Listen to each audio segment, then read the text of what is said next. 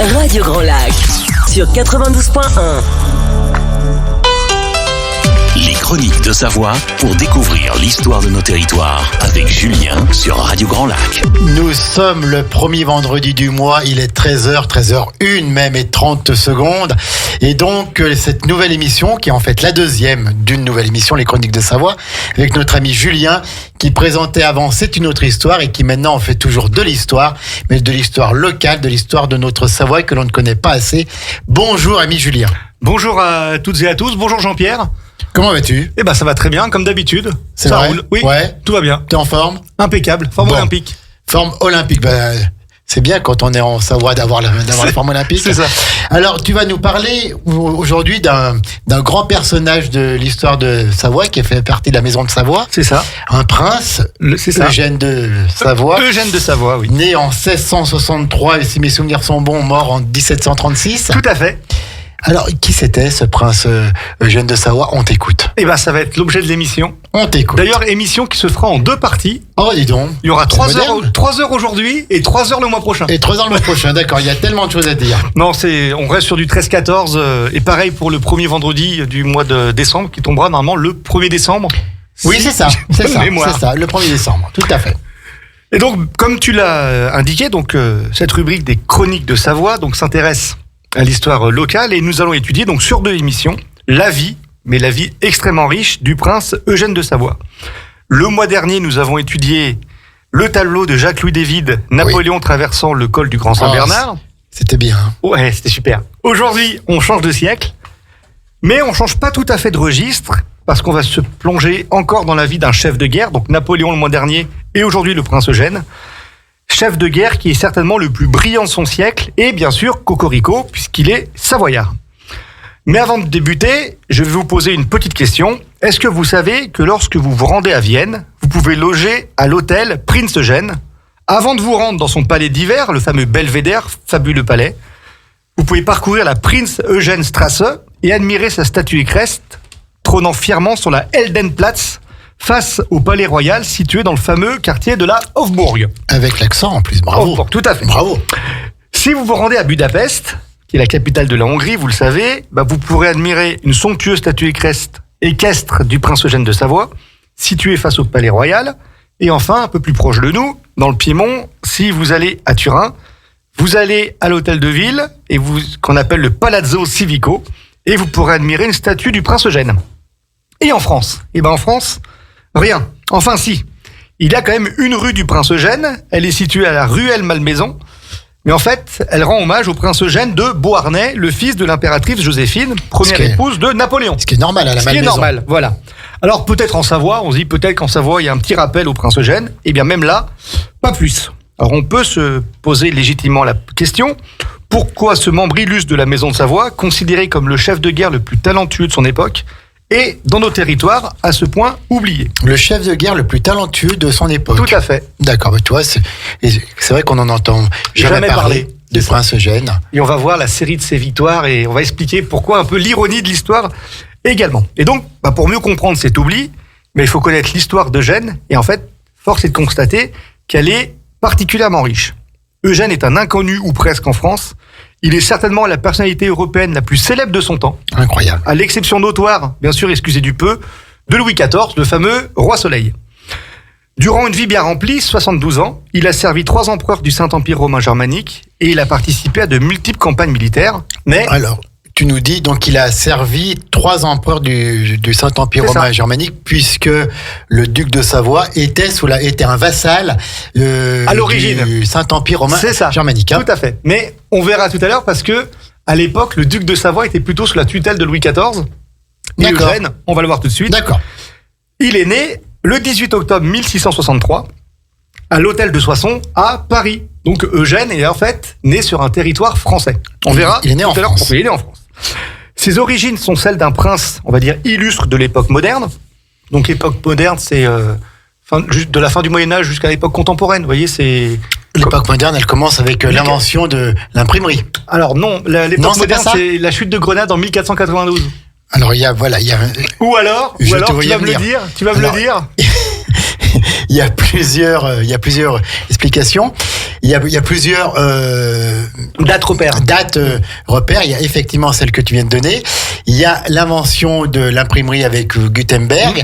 Il y a La chute de Constantinople en 1453. C'est ça. Et il y a aussi la découverte des Amériques Voilà, avec 1492. Christophe Colomb. Il y a 4 dates C'est ça. Alors, repères pour créer l'époque moderne. Autant pour le début, c'est un peu compliqué. Mais autant pour la fin, c'est plus simple. C'est plus simple, c'est la Révolution française. Tout à fait. Donc soit 1789, la chute de la Bastille, ou 1815, la chute de l'Empire. Ouais. Voilà, c'est beaucoup plus simple. Et donc ses origines sont celles d'un prince de l'époque moderne. Alors un prince illustre. Hein.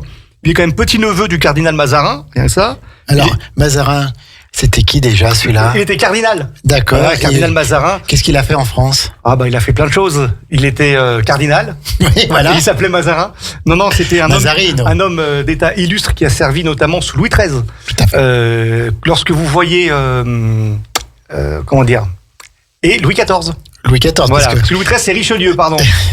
Donc c'est le petit-neveu de Mazarin. il a accompagné la régence d'Anne d'Autriche. C'est ça. Hein, c'est donc, ça. Mazarin, c'est un personnage illustre de l'histoire de France. C'était un peu C'est le l'équivalent du Premier ministre. Voilà, le Premier ministre de Louis XIV. C'est en fait lui que Louis XIV écarte quand il a la majorité. Voilà, et jusqu'à la majorité de Louis XIV, c'est Mazarin qui gouverne le royaume de France. C'est ça. La phrase illustre de Louis XIV, quand il obtient la majorité et qu'en fait il évince Mazarin du pouvoir, l'État c'est moi. Voilà. L'État c'est moi. L'État Voilà, c'est donc, moi. Et en fait, par cette phrase, alors tu m'as pris un peu de cours parce que je pensais pas parler de Mazarin, mais Mazarin, personnage essentiel du début du règne de Louis XIV et de la fin de celui de Louis XIII. Il est membre, bien sûr, de la Maison de Savoie, c'est Eugène de Savoie. Alors, son arrière-grand-père, c'était le duc Charles-Emmanuel Ier de Savoie, qui lui-même était le fils de Emmanuel de Savoie, Emmanuel Philibert de Savoie. Et Emmanuel Philibert de Savoie, il était marié à Marguerite de France, qui était la fille de François Ier. Donc, vous voyez que déjà, lui, il est descendant à la fois, bien sûr, de la Maison de Savoie, et il descend aussi de la Maison de France. La Maison royale de France. Alors, c'est le cadet d'une fratrie de 8 enfants, 5 hommes et 3 demoiselles. Alors, certes, tous ces enfants n'ont pas eu la chance de connaître des vies d'adultes, et ils se destinent naturellement, comme tous les derniers nés, en fait, à embrasser une carrière ecclésiastique. Pourquoi, naturellement, comme tu nous dis ça? Parce que dans les familles bourgeoises et nobles de l'époque moderne, les aînés, ils étaient plutôt destinés au métier des armes, et les derniers nés avaient un destin tout tracé dans les ordres. Donc quand je dis les ordres, c'est les ordres, le clergé, tout à fait.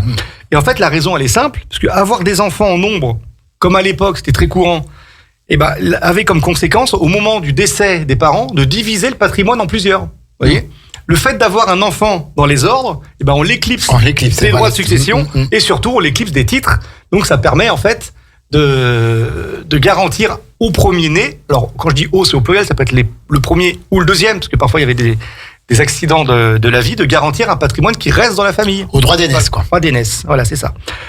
À l'âge de 7 ans, donc son père, qui s'appelle Thomas de Savoie-Carignan. Donc les Savoie-Carignan étaient des cousins. Des cousins de la famille de Savoie. C'est ça, c'est pas la branche. C'est pas la branche aînée. C'est pas la branche aînée, c'est pas la famille régnante du duché de Savoie. Tout à fait. Ce sont les Savoie-Carignan. Les Savoie-Carignan, voilà. Un peu comme les Capétiens avec les Bourbons. Voilà, tout à fait. C'était les cousins ou les Valois qui étaient aussi des cousins des Capétiens directs. C'est ça, ils descendent tous d'Emmanuel Philibert, mais après, vous savez, il y a eu des frères, etc. Et donc là, c'est pas la famille régnante, c'est la famille, on va dire, entre guillemets, un peu annexe, la filiale cousine. Le dernier exemple dans la Maison royale de France, c'est encore les descendants, les Capétiens, enfin les Capétiens directs, on n'a plus, mais les légitimes et la famille d'Orléans qui est en fait la cousine. Voilà. Tout à fait. Et bien sûr, à l'âge de 7 ans, donc son père l'oblige à porter ce qu'on appelle la tonsure. Ça veut dire quoi? Vous savez, la tonsure, c'est un peu quand on vous rase l'arrière. C'est ce que tu as bientôt, Julien. C'est ce que j'ai bientôt, voilà. Et du fait de sa condition, il va bénéficier d'un service d'un précepteur qui, bien sûr, est un clerc. Alors, on sait de lui que c'est un enfant chétif, il a un physique ingrat, il était un peu bossu, il avait le nez épaté. C'est quoi un nez épaté? Il avait le nez un peu comme ça, un peu aplati, voilà. Et un peu aplati et écarté, vous voyez, le nez comme ça, mais là vous me voyez pas, quoi. Et c'était bien sûr je vois, toi tu vois, c'est pas beau, hein, c'est pas beau. Et il est de surcroît le cadet, donc bien sûr, il ne va pas bénéficier d'un attachement particulier de la part de son père, puisqu'il n'est pas appelé à prendre la succession. Et de plus que son père, il est souvent à l'étranger pour servir le roi de France, parce qu'on sait que, on l'a dit, Eugène de Savoie est né à Paris, donc bien sûr, la famille est proche du roi, et il n'est pas forcément très proche de sa mère, qui s'appelle Olympe Mancini, qui est une des favorites de Louis XIV, avec lequel, dit-on, Mystère. Elle aurait eu une relation. C'est bizarre, ça. Bizarre. De la part de Louis XIV. Mais bon, Louis XIV est roi de France, c'est le souverain le plus puissant d'Europe. Tout à fait. Il fait ce qu'il veut. Il est le lieutenant de Dieu sur terre. C'est lui ça. qui tient lieu de Dieu. Hein. Tout à fait. Donc il passe son enfance dans une des 4 tours de ce qu'on appelle l'ancien hôtel de Soissons, c'est là où il est né. Une de ces tours est encore visible aujourd'hui, et ça tombe bien, parce que c'est dans cette tour, qui est située à proximité de la bourse de commerce, qui abrite la collection Pinault, vous voyez, pas loin des Halles. Tout à fait, à côté des Halles, Châtelet. Il y a une tour, et c'est dans cette tour vers le Louvre. Voilà, que Eugène de Savoie a grandi. Alors l'hôtel, c'est un gigantesque ensemble immobilier. Alors quand je dis c'est plutôt c'était, puisqu'il a disparu aujourd'hui. Et seul subsiste, comme on l'a dit, cette tour dans laquelle il a passé les premières années de sa vie. Alors, Eugène de Savoie ne se passionne pas vraiment pour la chose religieuse. En fait, il voue une admiration pour les conquérants et il étudie l'art de la guerre sous l'Antiquité. Et bien sûr, quand on parle d'art de la guerre sous l'Antiquité, on pense à Alexandre le Grand, dont il étudie la vie dans un ouvrage qui s'appelle justement La vie d'Alexandre le Grand, d'un auteur du 1er siècle après Jésus-Christ qui s'appelle Quinte Curse. Je le fais pas en latin, tu m'excuseras. Hein. Non, mais ça doit être le 5e curse. Hein. Quinte et courte. Ouais, c'est ça. Bref, vous le devinez, Eugène de Savoie ne restera pas dans l'histoire pour sa brillante carrière dans les ordres. Eugène, c'est un enfant impétueux. Il va réussir à se mettre à dos Louis XIV. En fait, comme l'ensemble des membres de sa famille. En fait, ses frères vont commettre des maladresses, ses frères et sœurs d'ailleurs, en se mariant avec des personnes qu'ils n'ont pas choisies, en se moquant ouvertement de la cour du roi, etc. Et d'ailleurs, sa maman, Olympe Mancini, sera accusée d'avoir participé à ce qu'on appelle l'affaire des poisons, qui va, attention jeu de mots, empoisonner une partie du règne de Louis XIV. Donc le résultat, Olympe Mancini, la maman d'Eugène, est exilée. Et bien sûr, on peut imaginer que le roi Soleil voue une haine farouche à Olympe et à l'ensemble de la famille. Avec la fuite de sa mère, Eugène il se retrouve seul, ou quasi, dans l'hôtel de Soissons. Et peu à peu, une idée germe dans son esprit, se retirer des ordres, dont la vie ne lui permettra pas de grandes aventures. Il demande donc conseil à son professeur, le physicien Joseph Sauveur, qui l'incite à suivre ses envies. Alors que va donc faire Eugène ? Il va donc se rendre naturellement à Versailles, à la cour du Louis XIV, son souverain légitime, pour lui proposer ses services. Cet épisode, il est daté de mars 1683 et il est resté dans les mémoires, en tout cas, il est resté dans les mémoires d'Eugène de Savoie. Eugène, qui est membre de la famille du roi, vous savez, il est quand même descendant de François Ier, il est légitime à se présenter parmi les premiers au lever du roi. Voilà. C'est vraiment. C'était le summum, le prestige. Le summum, voilà, donc absolu. Assister au lever du roi. Au lever du roi, donc c'est vraiment, ça prouve qu'il fait partie d'une famille importante. Il est un peu un cousin aussi éloigné de Louis XIV. Et puis on va voir comment s'est passée cette première entrevue. Après la pause musicale, alors tu nous la présentes, cette pause musicale. Alors ça sera Yann avec Clic Clic Pampan. Clic Clic Pampan, mais écoutez, on écoute ça. C'est à la demande de Jean-Pierre qui est fan. Donc nous sommes toujours en direct, c'est les Chroniques de Savoie. Il y a une chronique passionnante sur le prince Eugène de Savoie qui, comme nous l'a dit Julien, a été un des hommes les plus célèbres de son temps et qu'aujourd'hui nous ne connaissons pas. On écoute la pause musicale et on revient tout de suite après en direct. 24h sur 24, 7 jours sur 7, vous écoutez Radio Grand Lac sur le 92.1 FM. Les Chroniques de Savoie pour découvrir l'histoire de nos territoires avec Julien sur Radio Grand Lac. Alors Julien, ça fait Clic Clic Pampan. Tout à fait. Voilà, une dédicace à Marion, bien sûr. Et donc, nous continuons cette chronique de Savoie avec l'histoire, la vie du prince Eugène de Savoie. Et on a hâte, là, il arrive à la cour du roi Soleil, donc à Versailles. C'est ça. On rappelle que c'est un descendant de la Maison de France puisque son aïeul est François Ier, quand même voilà. De par le mariage de sa fille Marguerite de France avec Emmanuel Philibert de Savoie. Tout à fait. Donc c'est un descendant et il assiste au lever du roi. C'est ça. Ce qui n'est pas peu dire. C'est ça. Donc bien sûr, Eugène arrive au château, il est annoncé au roi et bien sûr, il prononce sa demande de servir dans l'armée royale, qui est en fait à l'époque la plus puissante et la plus impressionnante de l'époque. Louis XIV hausse les épaules et il indique, sans regarder Eugène, il ne faut pas y songer. Alors imaginez la déception d'Eugène qui a arrêté de servir dans les ordres pour prendre le métier des armes. Pourtant, il le sait au fond de lui, il est fait pour le métier des armes, pour commander des hommes et monter au front. En fait, il a un tempérament d'aventurier. Que doit-on-il faire à présent ? Eh bien, en fait, il envisage d'incorporer l'ordre des chevaliers de la Croix de Malte afin de défendre la chrétienté contre l'Empire ottoman qui est en pleine expansion. Nous l'avons vu, il descend de la famille royale française, mais, là je vous l'apprends, il descend également de l'empereur du Saint-Empire romain germanique, de par le mariage au XVIe siècle du duc Louis II de Savoie avec la sœur de Charles Quint. Donc, le roi de France n'acceptant pas ses services, c'est tout naturellement qu'il va se rendre à Vienne pour rencontrer l'empereur Léopold Ier. Et le hasard faisant malheureusement pour lui bien les choses, son frère Louis-Jules de Savoie, qui servait en tant que colonel de régiment dans l'armée impériale, meurt au combat le 13 juillet 1683 contre les Turcs.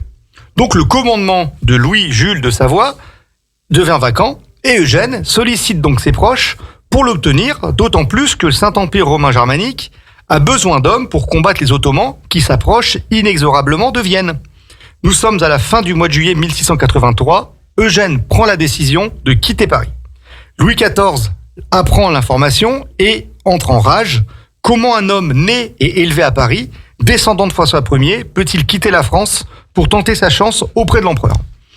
Le 29 juillet, Eugène est malade, il va à Bruxelles et il va rencontrer sa mère qui est en exil et qui, elle aussi, désapprouve la décision de son fils et, en fait, l'incite à retourner auprès de Louis XIV.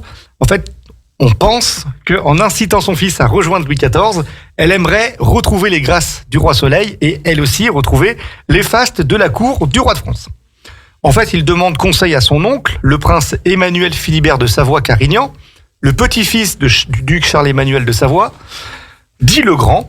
Il l'informe par courrier, alors qu'il est déjà en route pour Vienne. En fait, il demande l'autorisation de son oncle par principe, mais pour lui, la décision est prise. Alors, Vienne, c'est la capitale du Saint-Empire romain germanique, et en cette année 1683, nous l'avons dit il y a quelques instants, Vienne est assiégée pour la deuxième fois en 150 ans par les Ottomans, après un siège qui s'est déroulé en 1529. Donc, Eugène ne peut pas se rendre à Vienne, qui est assiégée, donc il va faire une étape à Cologne, à Francfort, et ensuite il va rentrer dans une ville qui, à l'époque, était très importante et qui aujourd'hui est un peu tombée dans l'oubli, qui s'appelle Ratisbonne. Et là, il y a la Diète, ce qu'on appelle la Diète de l'Empire. En fait, c'est l'assemblée de tous les États impériaux. Vous savez que l'Empire, c'est en fait une multitude de principautés, d'États, etc. Et donc, ils se retrouvent dans cette Diète à Ratisbonne. Et donc, puisque nous avons l'assemblée des États impériaux à Ratisbonne, nous avons donc les ambassadeurs de toute l'Europe, dont Vittorio Tarino, qui est le représentant de la maison de Savoie auprès de l'empereur. En gros, c'est l'ambassadeur. Et aussi, il va rencontrer aussi les chefs de guerre des armées impériales. Mais, on peut l'imaginer, vous n'incorporez pas comme ça les armées de l'empereur quand vous êtes étranger aussi facilement. Mais Eugène peut compter sur quantité de lettres de recommandation qu'il peut présenter à l'entourage du duc de Lorraine. Et ce duc de Lorraine, c'est le général en chef des armées impériales qui ensuite fera le relais auprès de l'empereur Léopold.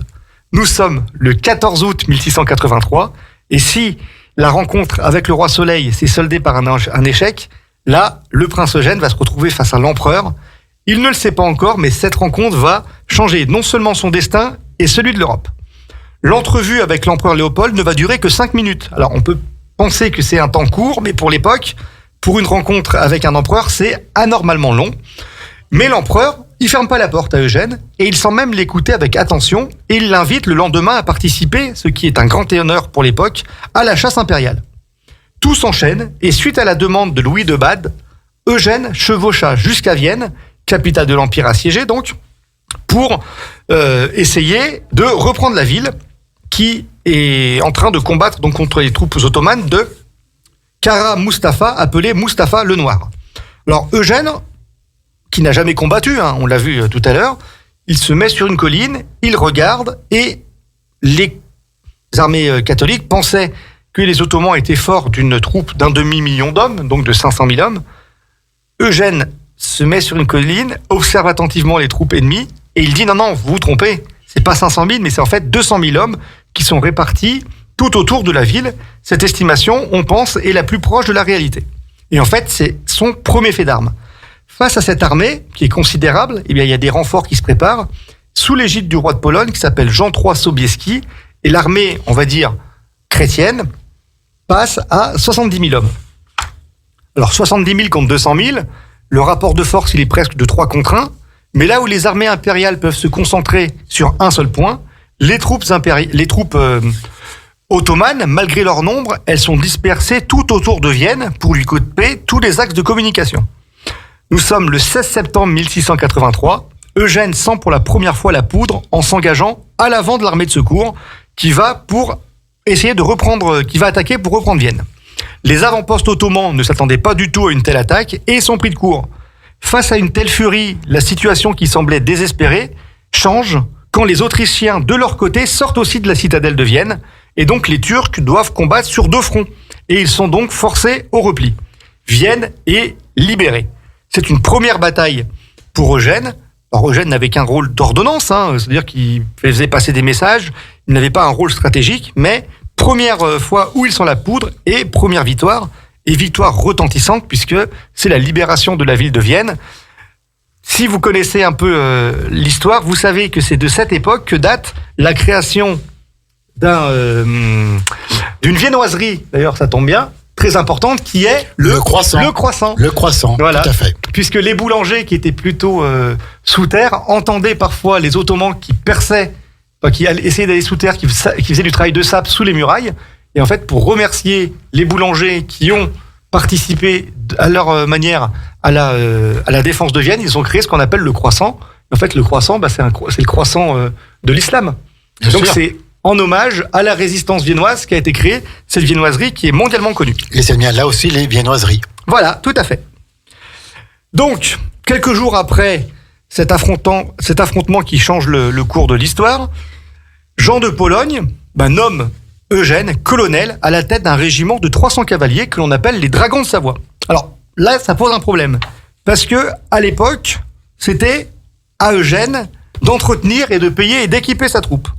Alors le problème, c'est que vous le savez, Eugène de Savoie est un peu un étranger, même carrément, puisqu'il n'est pas né sur les terres du Saint-Empire germanique. Et donc, il faut lui trouver les moyens de fournir et d'équiper et payer 300 cavaliers. Et Eugène n'a pas de sous. Donc, il va demander une aide financière au duc de Savoie, Victor Amédée II.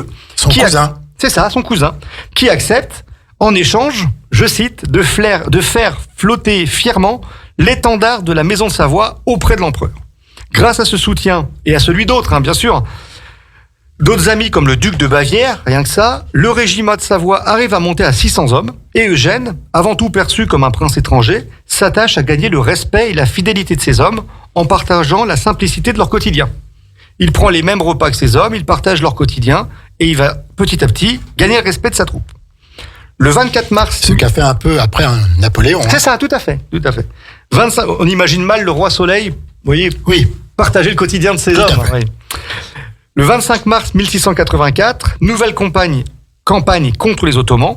Alors là, c'est une coalition composée du Saint-Empire, de la Pologne et des États de Venise. Là, on met le siège dans une ville qui s'appelle Bouda. C'est l'ancien nom de Budapest. Puisqu'à l'époque, vous aviez une ville qui s'appelait Bouda, une ville qui s'appelait Pest. Les deux villes se sont rassemblées et ça fait Budapest. Mais devant les rivalités des princes allemands, les armées impériales doivent reculer après qu'Eugène ait reçu la première d'une longue série de blessures au combat au niveau de l'épaule. L'année suivante, en 1685, nouvelle campagne. Alors là, on n'essaye pas de reprendre Budapest, mais on essaye de contenir les Turcs qui avancent en territoire germanique. Et une nouvelle fois, Eugène s'illustre au point que le généralissime des armées impériales envoie à l'empereur ses recommandations et il qualifie même Eugène de plus grand capitaine ayant alors servi sous vos drapeaux. Le résultat, logiquement, c'est sa nomination à seulement 22 ans au grade de maréchal de camp. C'est l'équivalent autrichien de ce qu'on appelle aujourd'hui un général de division. À seulement 22 ans. C'est pas mal, hein. C'est pas mal. 1686, donc 2 ans après le premier échec devant Bouda, les impériaux reprennent les préparatifs pour prendre la ville. Au cours de l'assaut, donc Eugène y voit ce qu'on appelle un cheval tomber sous lui. Ça veut dire que son cheval est tué alors qu'il est en train de le chevaucher. Il ressort blessé des combats, mais après 78 jours de siège, les Turcs se rendent.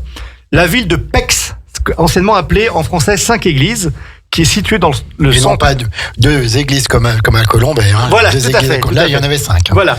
Située dans le centre de la Hongrie, tombe après la reddition de 3000 Ottomans.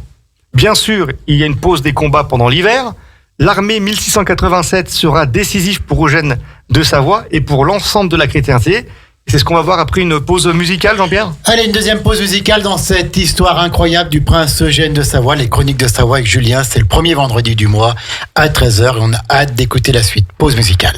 À Aix-les-Bains, à Chambéry et bien plus encore, Radio Grand Lac vous accompagne sur le 92.1 FM. Les chroniques de Savoie pour découvrir l'histoire de nos territoires avec Julien sur Radio Grand Lac.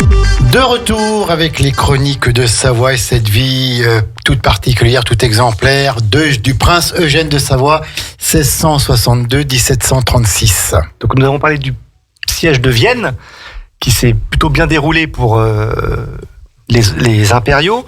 Nous avons parlé de la prise de Bouda et maintenant les impériaux vont continuer de l'avant et nous arrivons à la date du 12 août 1687, jour de la bataille décisive de Mohacs. Depuis la fin du siège de Vienne, donc les impériaux ont l'initiative, ils ont repris des villes et maintenant ils veulent libérer l'ensemble du territoire hongrois. Et c'est dans cette ville de Mohacs, sur les plaines de Mohacs, que se jouera l'avenir de cette ancienne terre d'empire. Au matin du 12 août, nous avons deux armées de 60 000 hommes qui se font face. Il y a une première attaque ottomane de 8 000 cavaliers ottomans qui est repoussée par les catholiques. Les Ottomans bombardent les lignes impériales, mais bien protégés, ces bombardements sont inefficaces. Et le commandant, Charles de Lorraine, décide de lancer une contre-attaque. Mais problème, juste au moment où l'ordre est lancé, les Turcs, eux aussi, tentent leur chance et se jettent sur les retranchements ennemis. Les Ottomans se heurtent à une résistance farouche et ne peuvent percer les lignes des impériaux qui sont donc obligés de reculer. Donc l'heure est à la contre-offensive et une contre-offensive massive. L'heure a sonné et l'homme choisi pour mener l'assaut est le prince Eugène de Savoie. Cette bataille de Mohacs va se solder par une éclatante victoire des impériaux. C'est même plus qu'une défaite pour les Ottomans qui se retrouvent en déroute et ils perdent pas moins de 10 000 hommes contre seulement 600 du côté des troupes du Saint-Empire romain germanique. Charles de Lorraine, le général en chef, il arrive même à s'emparer de la tente de commandement du grand vizir. Cette bataille marque en fait le point d'arrêt de l'expansion ottomane au cœur de l'Europe et Eugène a marqué les esprits par son talent lors de ce fameux épisode. Les répercussions pour les Ottomans sont immenses car suite à cette déroute, un vent de révolte va souffler sur l'ensemble de l'Empire de ce que l'on appelle la Sublime Porte et les janissaires menèrent même un coup d'État pour déposer le sultan Mehmed IV. Du fait de ces faits d'armes, Eugène est choisi pour apporter en personne à Vienne à l'empereur la nouvelle de la victoire. Et l'empereur, bien sûr, en récompense de son action, le nomme lieutenant général, soit le deuxième grade de général le plus important dans l'armée impériale. Plus globalement, pour le Saint-Empire, cette victoire décisive permet aux empereurs des Habsbourg d'être couronnés, donc bien sûr empereur du Saint-Empire romain germanique, mais également roi de Hongrie.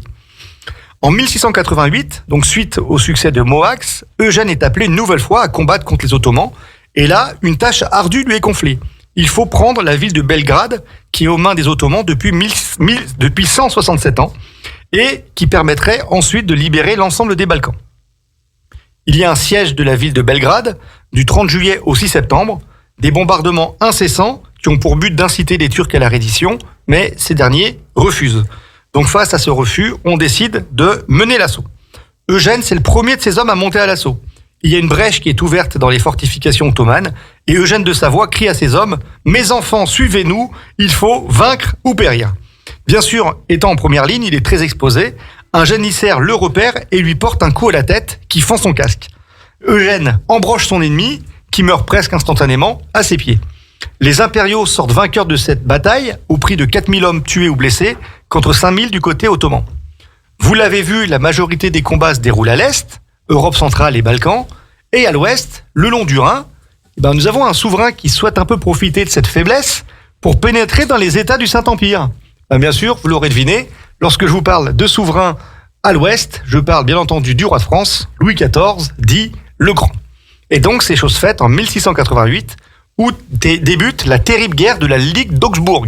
Elle est terrible puisqu'elle va durer 9 ans, et elle va mettre en proie le royaume de France contre l'ensemble des nations d'Europe. Donc vous avez bien sûr le Saint-Empire, les Provinces-Unies, alors c'est l'équivalent de la Belgique et des Pays-Bas d'aujourd'hui. La Belgique et des Pays-Bas, tout à fait. Voilà. Vous avez le royaume d'Angleterre, le duché de Savoie, le royaume de Suède, le royaume d'Espagne, le Portugal, l'Écosse, Ouais, Ça fait du monde. ça fait. En gros, c'est Ça arrive toute souvent l'Europe. dans Ça arrive l'histoire de temps. l'Europe, ça. Hein. Ça arrive. Donc, en fait, vous avez une coalition de l'ensemble des pays européens contre Louis XIV, ce qui signifie que pour mettre à mal l'armée française, il faut l'ensemble des États d'Occident pour essayer à battre la France. Louis Parce que- XIV a quand même été un souverain guerrier. Hein. Oui, quasiment tout son règne. Donc, on assiste à une véritable coalition contre la France, et cette coalition va même prendre le nom de Grande Alliance. Pour le moment, l'heure n'est pas à la guerre, mais à la diplomatie. Car il faut en fait créer les fondements de cette nouvelle grande alliance militaire.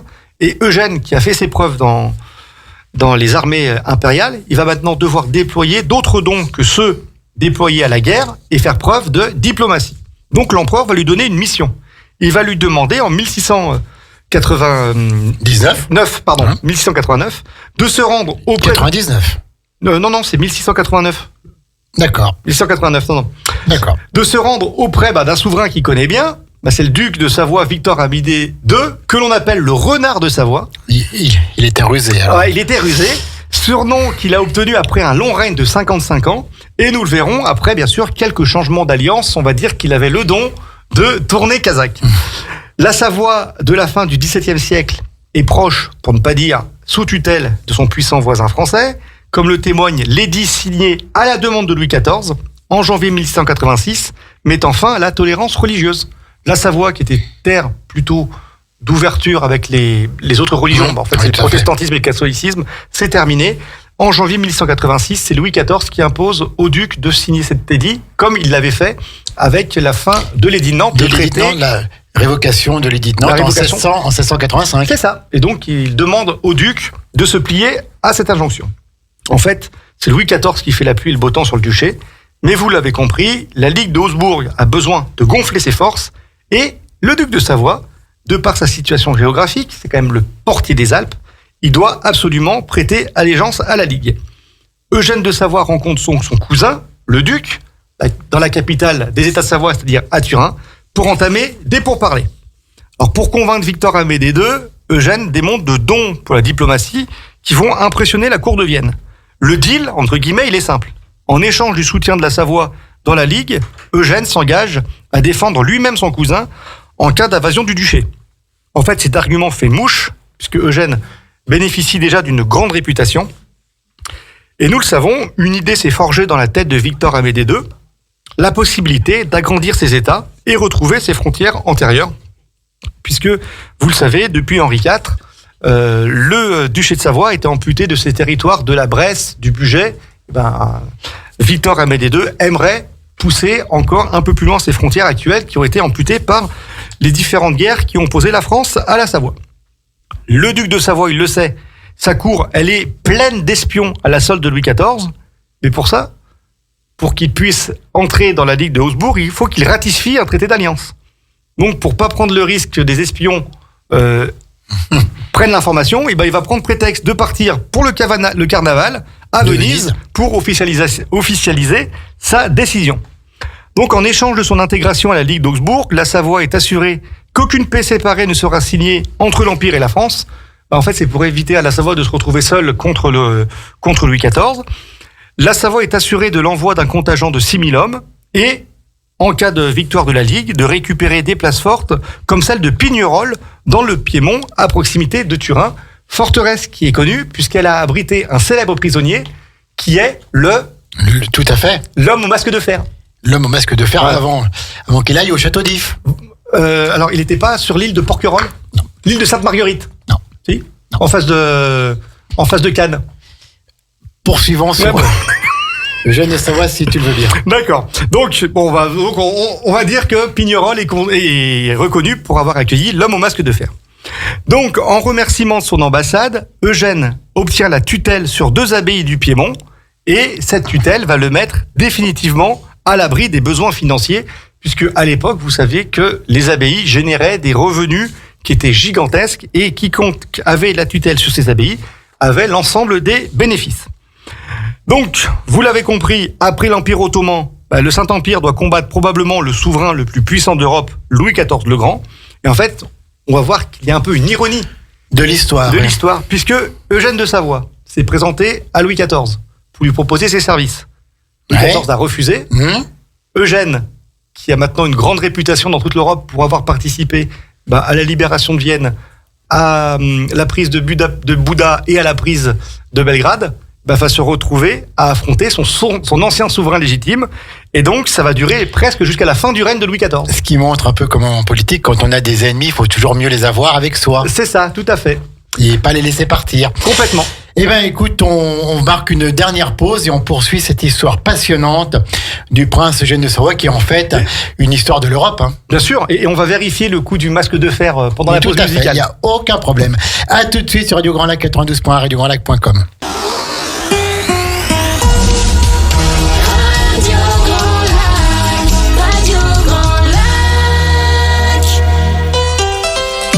Chronique de Savoie pour découvrir l'histoire de nos territoires avec Julien sur Radio Grand Lac. Comme c'est passionnant de connaître l'histoire de la Savoie, l'histoire des grands hommes de la Savoie, et c'est ce qu'on vous propose sur Radio Grand Lac le premier vendredi de chaque mois à 13h avec Julien Donzel.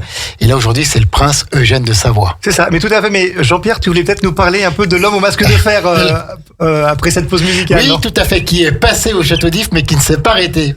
Il y avait une tempête et donc ils ont dû partir. Ils ont poussé jusqu'à l'île de Sainte-Marguerite. Le prince Eugène de Savoie, s'il te plaît. Donc nous sommes en 1690. Louis XIV c'est maintenant ennemi de la Savoie et il décide de se lancer à l'attaque et il va ordonner aux hommes du maréchal Catinat, qui est certainement l'un des plus talentueux maréchaux français, et à 12 000 hommes de prendre pied dans le Piémont.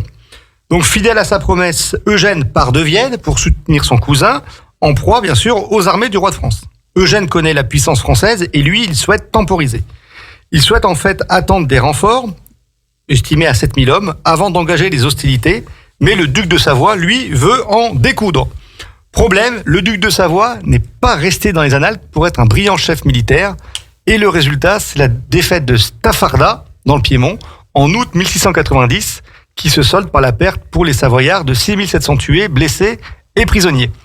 Eugène, néanmoins, parvient à, entre guillemets, sauver les meubles, en organisant, dans le bon ordre, la retraite.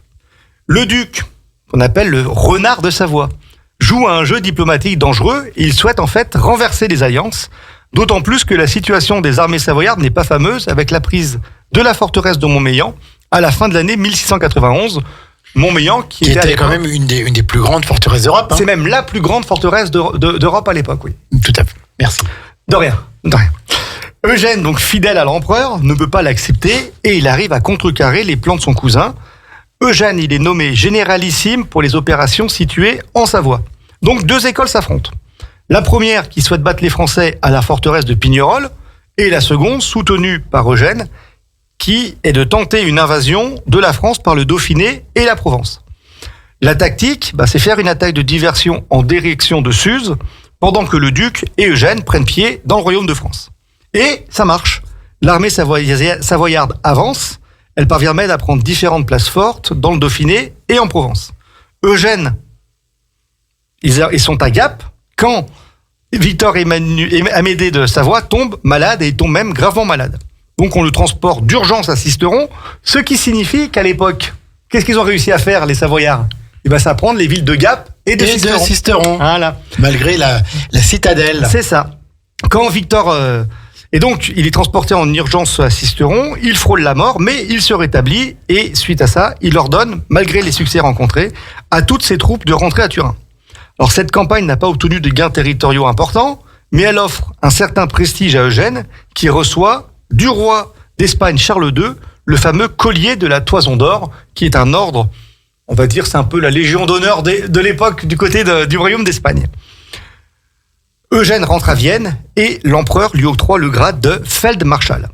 Eugène, il a à peine 30 ans, il souhaite revenir en Savoie pour libérer le duché qui est en grande partie occupé par les Français. Donc, le duc de Savoie, qui lui aussi souhaite prendre sa revanche, réunit un conseil de guerre et pour le duc, la stratégie elle est simple, il faut affronter le maréchal Catinat, pourtant renforcé par des troupes fraîches. Alors c'est l'avantage du royaume de France, c'est que vous aviez une démographie qui était galopante à l'époque et on pouvait l'État le plus peuplé d'Europe. L'État le plus peuplé d'Europe, tout à fait, et on pouvait facilement lever des armées de plusieurs milliers d'hommes en l'espace de quelques mois. Eugène se retrouve à la tête de l'infanterie, les armées françaises et hispano-savoyardes puisqu'on parle d'empire, mais l'Espagne était terre d'empire. Bien sûr. C'était suite à la disparition, comment on appelle ça, l'abdication de Charles Quint, vous avez la couronne impériale de l'autre, qui a été donnée à un de ses fils, et Philippe II d'Espagne, qui avait eu la couronne d'Espagne. En fait, c'est pas la même, c'est pas la même famille, mais c'est la même origine. Voilà, l'Espagne et le Saint-Empire ont été alliés pendant très longtemps. Et les armées se rencontrent sur la plaine de Marsaglia, ou en français, la Marsaille. Donc l'affrontement se déroule le 4 octobre 1693, et cet affrontement, il est gigantesque. En fait, vous avez les Français de Catinat, 35 000 hommes d'un côté, contre le duc Victor Amédée, 30 000 hommes, donc ça fait quand même un champ de bataille de 65 000 hommes, et cuisante défaite pour le duc de Savoie. Je vous avais dit tout à l'heure qu'il n'a pas rentré dans l'histoire pour ses talents de chef de guerre. Pourtant, Eugène, il connaissait la qualité des troupes françaises, et lui, il avait plaidé plutôt pour la prudence et un retrait jusqu'à Turin, le temps de s'organiser, d'avoir des troupes fraîches. Il ne voulait pas attaquer les Français comme ça. La victoire française, elle est totale, et même si Catinat n'a pas les moyens d'entamer un siège de Turin, le duc de Savoie, il n'a pas d'autre choix que de négocier. Une paix, un traité fut signé en 1696, qui confirme la neutralité du duché de Savoie, avant une paix plus durable, signée le 21 septembre 1697. En fait, la fin des hostilités à l'ouest, l'empereur se tourne ensuite vers l'est, naturellement, car les Ottomans ont repris l'offensive et ils ont même réussi à s'emparer de Belgrade. En fait, c'est comme ça tout le temps. L'empereur est en guerre à l'est, les Français en profitent à l'ouest. Et quand l'empereur est en guerre à l'ouest, les Ottomans en profitent à l'est. Et donc, les Ottomans qui sont sur l'offensive, devinez qui va appeler pour rétablir la situation l'empereur. Il va bien sûr confier à Eugène de Savoie le commandement en chef de l'armée de Hongrie, forte de 50 000 hommes, dont 16 000 cavaliers. Face à lui, on a une armée turque de 80 000 Ottomans. Eugène le sait, il est en infériorité numérique, il va devoir compter sur son sens tactique et en fait, il va tendre un piège aux Ottomans. Il poste l'ensemble de ses forces à proximité du camp ottoman, à procès d'une ville qui s'appelle Zenta. Nous sommes le 11 septembre 1697 et cette date va marquer la plus grande victoire d'Eugène. Grâce à un bombardement habile et une attaque surprise des Turcs traversant la rivière, donc quand on traverse une rivière, c'est là où on est le plus exposé. Les impériaux qui prennent un peu au dépourvu les troupes ottomanes, prennent l'avantage et parviennent même à prendre pied dans le camp ottoman.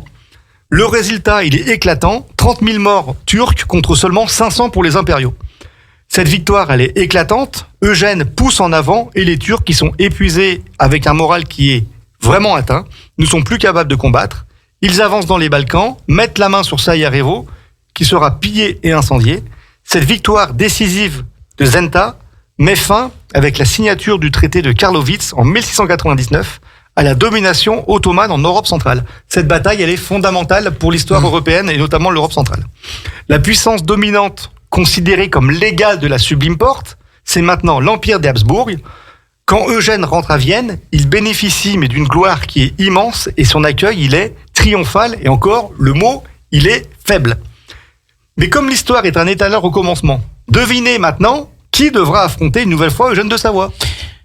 Le roi de France. Le roi de France, tout à fait. Son plus grand rival. On va voir la suite de cette incroyable histoire le mois prochain. Si tu veux, le vendredi 1er décembre, parce qu'il y a tellement à dire sur la vie d'Eugène de Savoie qui était destiné aux ordres. C'est ça. Et qui n'a pas accepté cette voie qui lui était toute tracée. Et heureusement. Bien sûr, et on verra ça le mois prochain. On va parler bien sûr des campagnes militaires d'Eugène, mais également comment Eugène était un mécène, un amoureux des arts. On va parler de ses palais qu'il a construits là où il vivait, et également de son héritage et de la place qu'il a laissée en Europe, notamment en Europe centrale, puisqu'on a vu qu'en France, malheureusement, il est tombé dans l'oubli. Donc, je vous souhaite à tous une très bonne après-midi, mais est-ce qu'on peut parler de demain, la journée Bien sûr, Julien, vas-y. Napoléonienne à Aix-les-Bains. On t'écoute. Donc, si vous êtes du côté d'Aix-les-Bains, demain à 15h. On y est. Au centre des congrès. C'est comme ça qu'on appelle. Oui, tout à fait. Au centre parce que moi, étant chalésien, je ne connais pas forcément trop les noms des salles voisines. Les trois, c'est le Centre culturel et des congrès André Grosjean. André Grosjean, vous aurez le plaisir d'assister à une conférence de Thierry Lenz, qui est le président de la Fondation Napoléon. conférence qui s'appelle Napoléon III, la modernité inachevée. Et pour avoir assisté à différentes conférences de Thierry Lenz, il est passionnant. Si vous avez un moment demain à 15h, n'hésitez pas à vous rendre au Palais des Congrès, puisque vous allez en plus assister à une conférence sur une période qui est aussi tombée un peu dans l'oubli malheureusement, qui est le Second Empire, et qui a pourtant été très important et dans qui a l'histoire beaucoup apporté à la France. Tout à fait. Merci Julien, c'était les Chroniques de Savoie sur la vie d'Eugène de Savoie. C'était la première partie. Deuxième partie, c'est début décembre, le 1er décembre à 13h. On a hâte déjà d'être là. Bon après-midi à toutes et à tous. Et puis, maintenant, c'est la musique, c'est ce que vous aimez. Cet après-midi, il y aura bien sûr les chroniques sur la soirée télé, sur le programme du ciné, tout ce que vous connaissez. Est-ce que tu vas repasser Clic Clic Pampan cet après-midi? Non, nous ne repasserons pas cet après-midi Clic Clic Pampan. Merci Julien, bon après-midi à toutes et à tous. Merci à tous. 92.1 radiograndlac.com. Radio Grand Lac.